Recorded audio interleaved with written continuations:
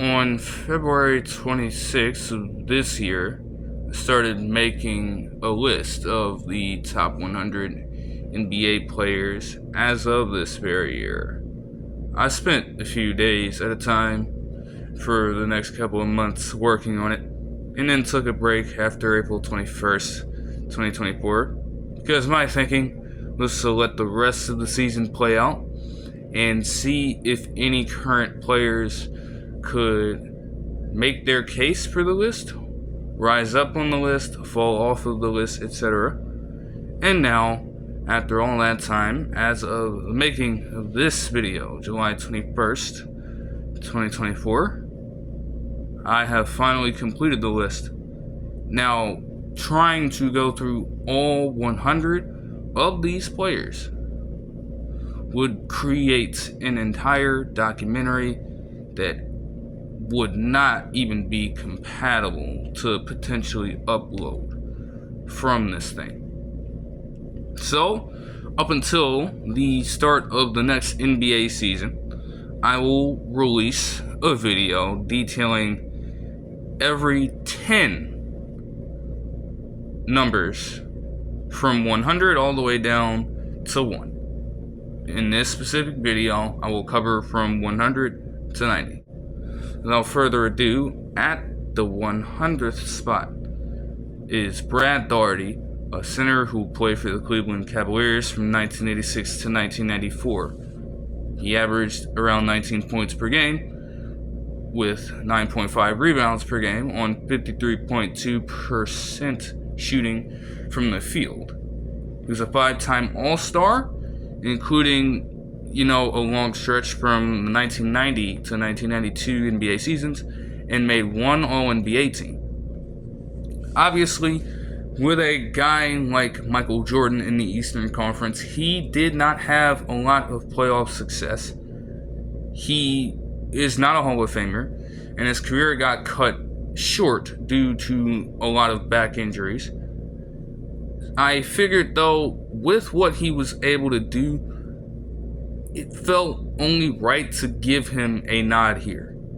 But when I named some of the other people who landed before him, it wouldn't be wisest to have him in front of those guys if he didn't play as long as he probably would have otherwise to produce Hall of Fame worthy numbers. But he's here because when he did play, he was a very complimentary piece for Mark Price and all of the other players that occupied the Cavaliers roster around that time. So I have to give him his due here. At number 99, we have Tim Hardaway Sr., a point guard who played in the NBA from 1989 to 2003 and averaged 17.7 points per game and 8.2 assists per game on 43.1% shooting from the field and 35.5% three-point shooting. Take that as you will. Obviously, the three-point shot was nowhere near where it is right now at this day and age. He's a 5-time All-Star and a 5-time All-NBA team player, including a 1996 season that saw him make the first team. And he also made the third team in 1992. He ended up having a Hall of Fame career. Obviously, after Golden State, things get a bit weird for him. He occupied some time in Miami, Dallas, Denver, and Indiana to close out his career, weirdly enough. But part of one of the more iconic teams of the 1990s in the Run TMC Golden State Warriors. And at his best, he was one of the top point guards in the league at the time.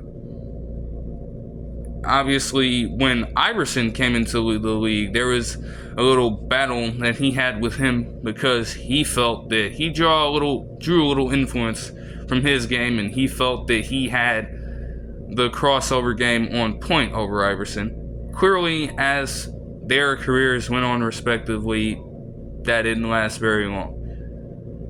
It's not a long shot to say that some point guards of that era were influenced by Tim Hardaway Sr., truly though.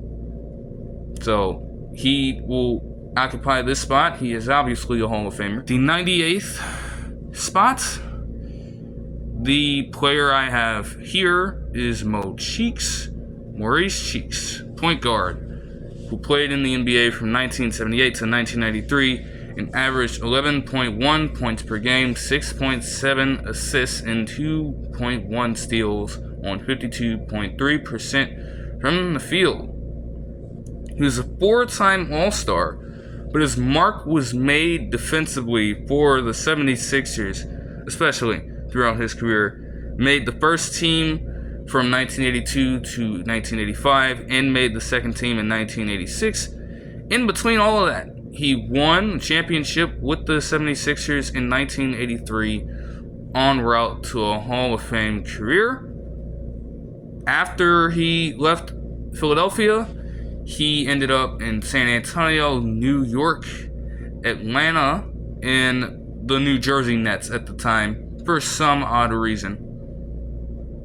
He is truly a 76ers legend.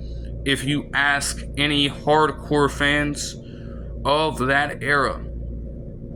And as a table setter, especially with players like Moses Malone and Julius Erving on that very team, you needed somebody who could run the offense, and he did a great job of doing that, despite not having the biggest role all of the time. 7, a player that I honestly feel doesn't get a lot of respect from most people today is none other than Alex English, a small forward who played in the NBA from 1976 to 1991 and played for teams like Milwaukee, the Indiana Pacers, and the Dallas Mavericks. However, he is most known for his time as a Denver Nugget, in which he tallied 21,645 of his 25,613 career points in the NBA, which is the most in Nuggets franchise history. He is also a Hall of Famer who was an 8-time All-Star between 1981 and 1988, made the All-NBA team 3 times, all second-team nods, and led the league in scoring in 1982 with 28.4 points per game. Throughout his career, he averaged 21.5, with 5.5 rebounds per game and 3.6 assists on 50.7% shooting from the field.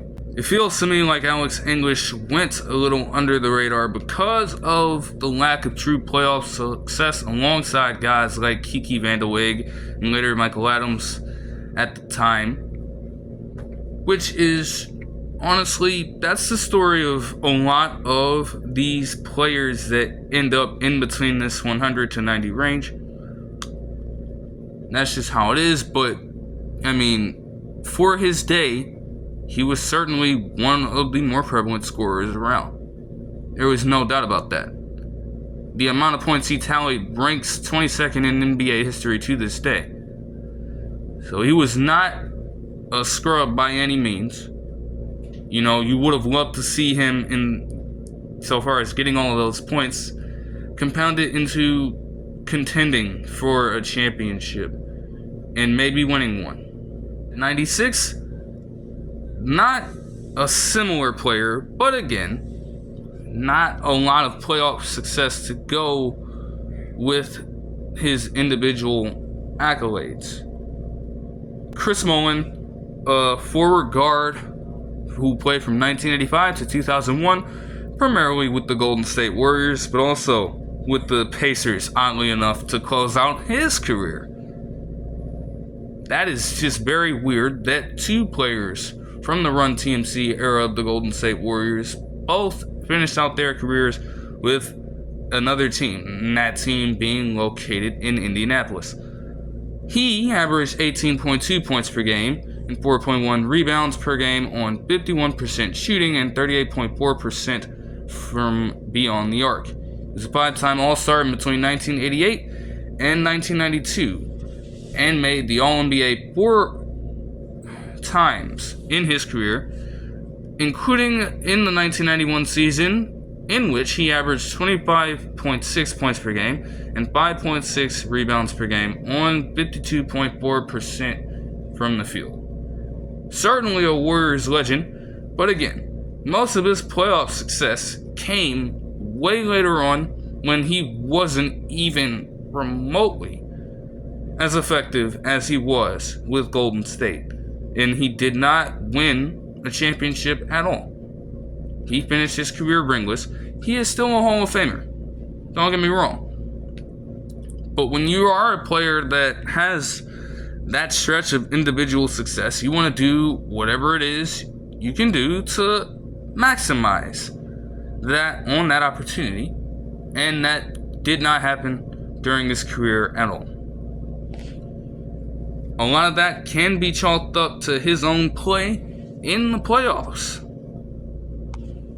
Some of it may not fall within his responsibility, but whatever the case may be, he's still one of the quintessential players of that era that shouldn't be just cast aside like a lot of the other players of previous eras, because he was truly a captivating player when he was at his best in his prime. Number 95, though, someone with a little more success in terms of accolades, is Sidney Moncrief, a combo guard who played from 1979 to 1991 with Atlanta at the tail end of his career, and mainly with the Milwaukee Bucks.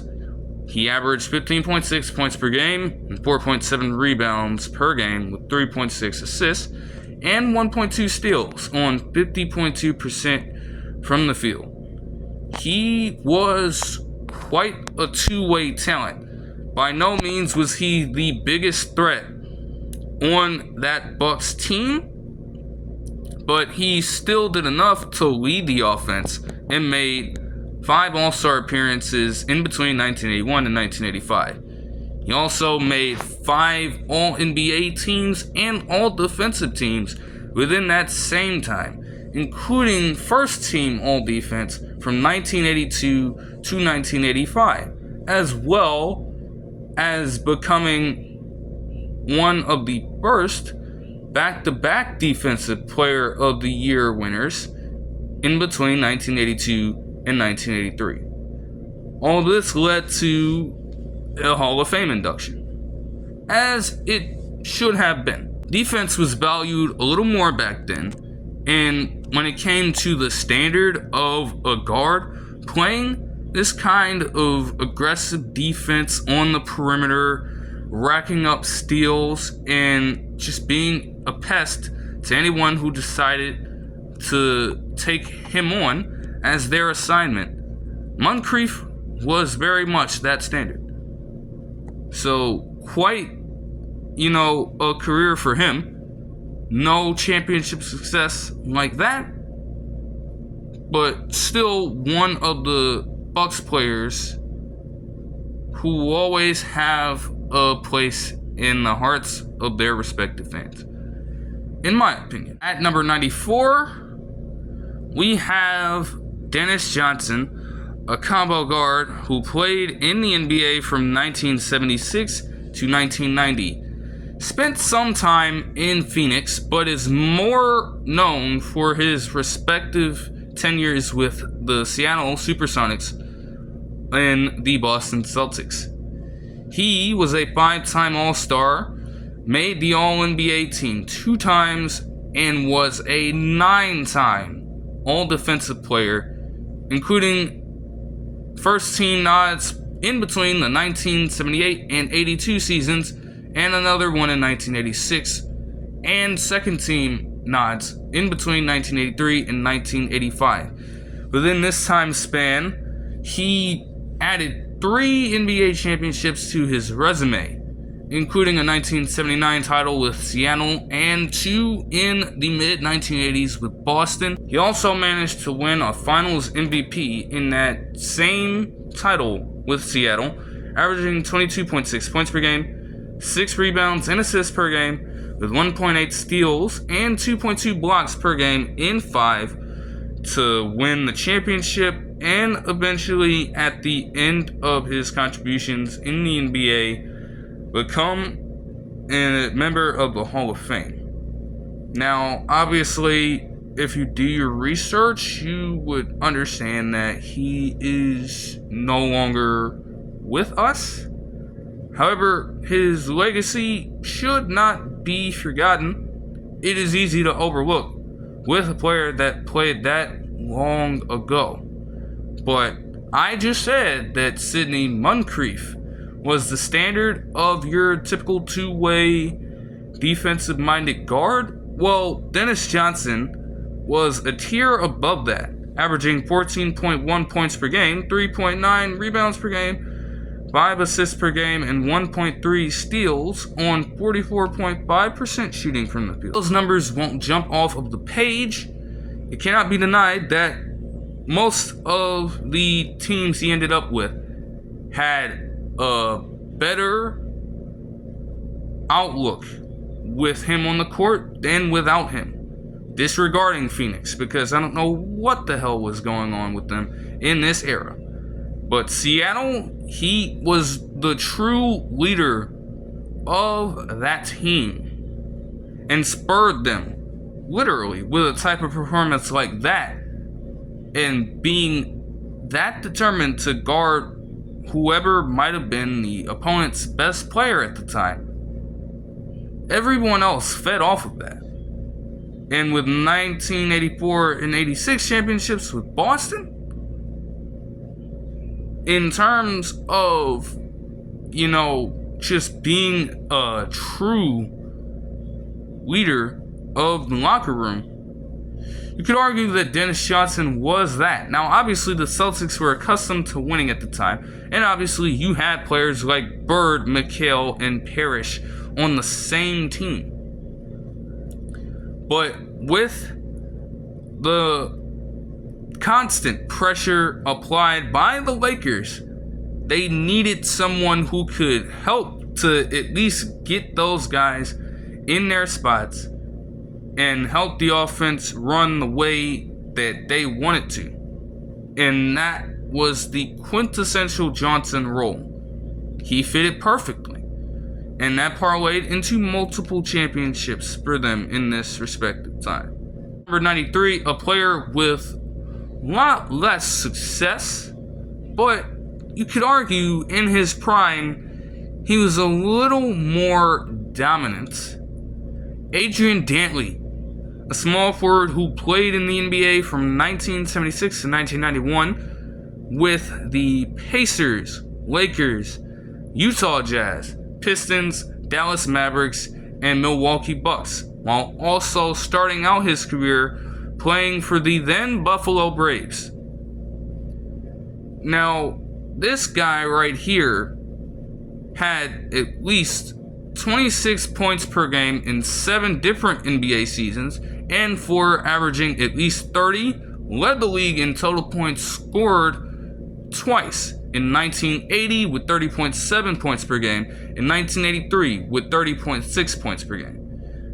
The success that he had individually was not parlayed into championship rings. However, things could have looked very different for him. In 1988, the Pistons were trying to contend for a championship. They felt that Dantley was an expendable piece that they could move along in light of getting another player who could potentially aid them on their pursuit way better than Dantley ever could. So, in February of 1989, at the trade deadline, he was traded to the Dallas Mavericks. Now, by the end of 1989, the Pistons won a championship that season, which means if he stayed a part of the team and things rolled out the way they did, he could have potentially ended his career with a championship, and the talk around him might look very different today. Even with all of that, he was still a 6-time All-Star and made the All-NBA team twice with averages of 24.3 points per game and 5.7 rebounds on 54% shooting from the field.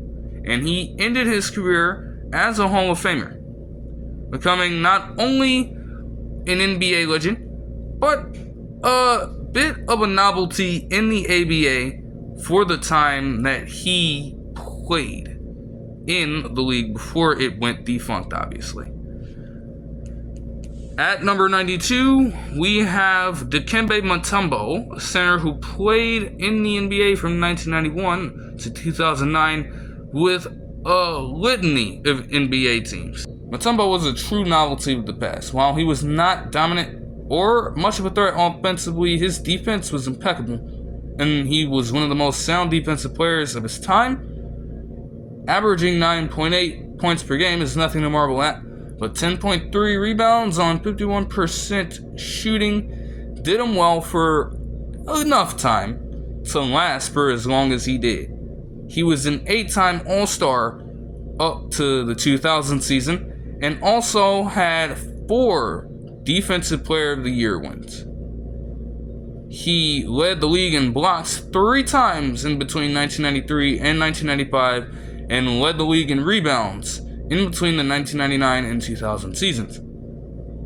Obviously, a player as formidable as this on one side of the ball, no matter what their deficiencies were on the other side, was certainly going to last for a while. However, I believe that if he actually ended his career after 2000-2001, he probably would have fared off a lot better, and it might have worked to his benefit.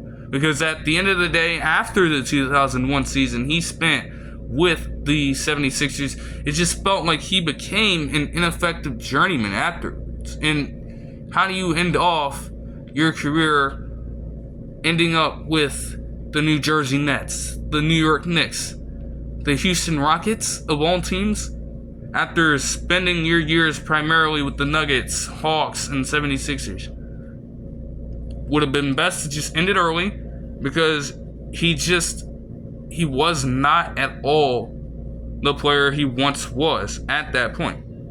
Rather quickly, maybe he just wasn't ready to accept that, and so he decided to overstay his welcome in the league.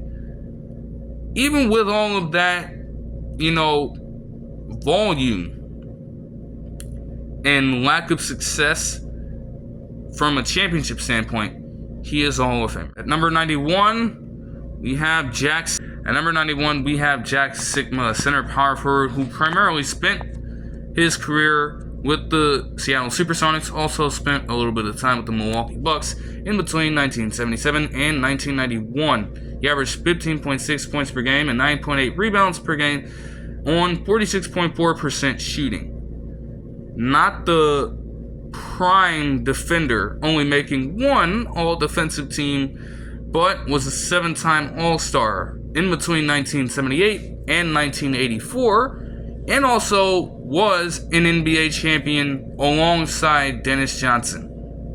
He is also a Hall of Famer. At number 90, after a lot of restructuring, because I had him a lot higher than this, but spending all the time to just continuously rework this certainly helped, and I think this is a little more reasonable for him.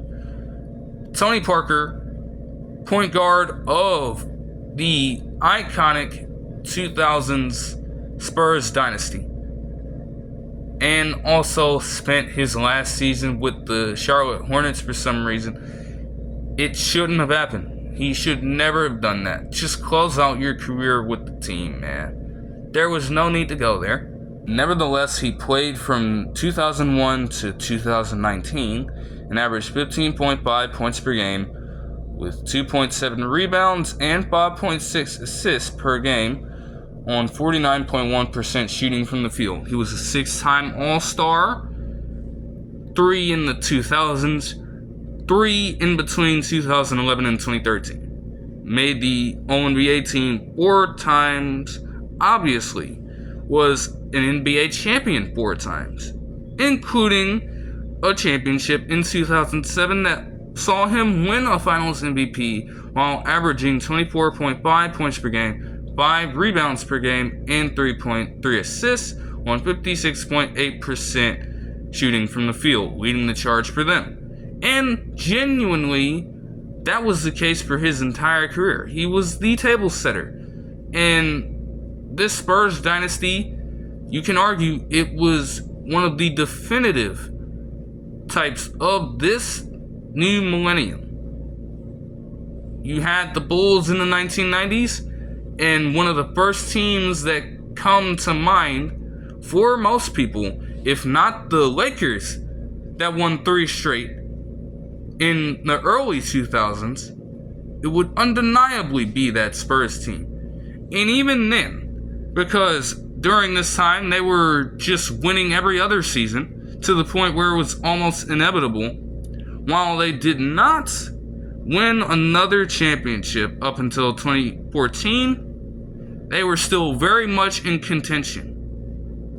With the leadership of a guy like Parker and obviously Greg Popovich on the sidelines, surrounded by all of these other players who were just bought in to winning.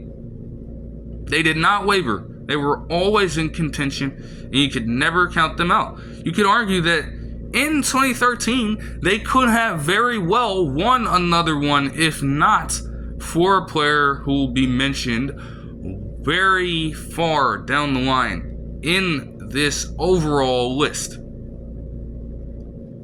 They could have won that in 2013. Let's be real. Also, the floater, well, it had always been around, but one should be aware that it became more prevalent when he started to do it. And other people saw how efficient he was at making that very shot, that they started to add that move into their repertoire. And now it's one of the fundamental basketball moves. If you have no other way to attack the basket at a certain point, you can rely on just doing this. That's thanks to Tony Parker.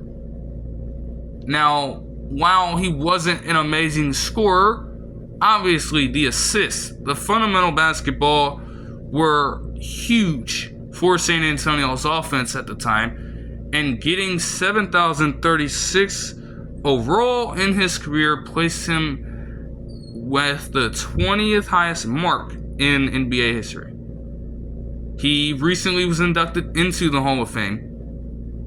That's a pretty easy decision, to be honest. Now that'll do it for this video. I hope you guys enjoyed, and I will see you guys in the next one, where I will cover numbers 89 to 80.